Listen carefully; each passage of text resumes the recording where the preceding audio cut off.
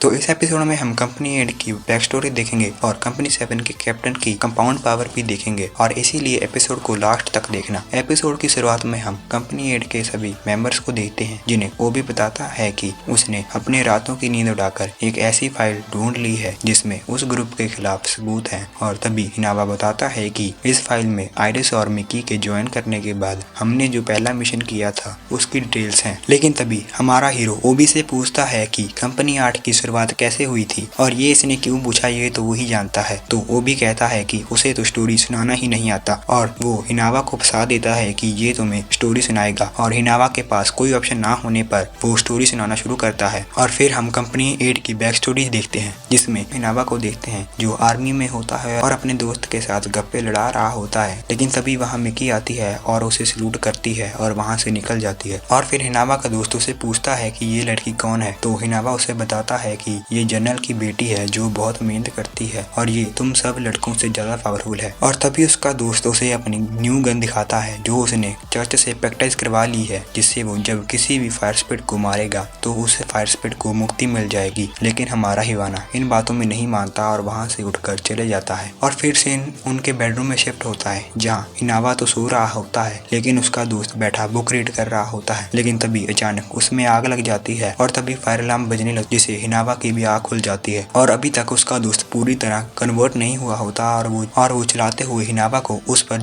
गोली चलाने को बोलता है। लेकिन हिनावा बहुत घबरा जाता है और अपने दोस्त को शूट नहीं कर पाता। लेकिन तभी वहाँ दूसरे सोल्जर आते हैं और उसके दोस्त को उसके सामने ही गोलियों से भून डालते हैं और वो उनको रुकने को बोलता है। लेकिन तब तक बहुत देर हो गई होती है और फिर हिनावा सोचता है कि वो उस पर फायर क्यों नहीं कर पाया। और फिर हम हिनावा को देखते हैं जो अपनी गन को प्रैक्टिस करवाने आया होता है। लेकिन तभी वो कंपनी 3 की बहुत सारी कार्स देखता है और वो उनके पीछे जाता है। और फिर हम वहाँ हमारे ओबी को देखते हैं जो एक आम फायर सोल्जर होता है और ओबी उस कंपनी 3 के कैप्टन को फायर स्पिरिट्स की इक्वेशन बताता है और बताता है कि उनमें से एक फायर स्पिरिट तो बहुत शांत है लेकिन दूसरा बहुत तबाही मचा रहा है। और फिर वो कंपनी 3 का कैप्टन अपने मेंबर्स को बोलता है कि जिस फायर स्पिरिट की पॉइंट्स कम है उसे मारने का कोई फायदा नहीं है। और बेचारी उस फायर स्पिरिट की वाइफ उनसे रिक्वेस्ट करती रहती है लेकिन वो उसकी नहीं सुनते और वहाँ से जाने लगते हैं। लेकिन तभी ओबी उनसे पॉइंट्स के बारे में पूछता है तो उनका कैप्टन बताता है कि हम फायर स्पिरिट्स को पॉइंट देते हैं ताकि हमारे लड़कों का जोश बढ़ सके। और फिर वो वहाँ से चले जाते हैं। और तभी ओबी उनको मन में ही गाली देकर उनकी कार में से वेपन निकाल लेता है। और तभी वहाँ हिनावा भी आकर ओबी को अपने बारे में बताता है